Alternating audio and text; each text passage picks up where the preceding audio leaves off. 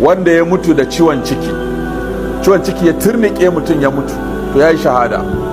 Wal mabdun da kuma wanda mad'un shine wanda ya mutu cikin annoba, mabdun kuma wanda ya rasu da ciwon ciki, waɗannan duk sun yi shahada. Wal gariqu irin ambaliyar ruwan nan da ake kawai ta tafi da mutum to shi ma ya yi shahada.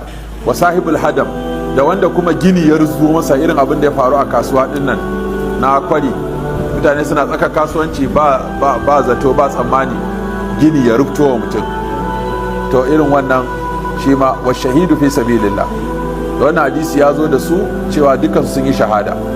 wani hadisin kuma ya zo da mutum 7 waɗanda su ma suka yi shahada.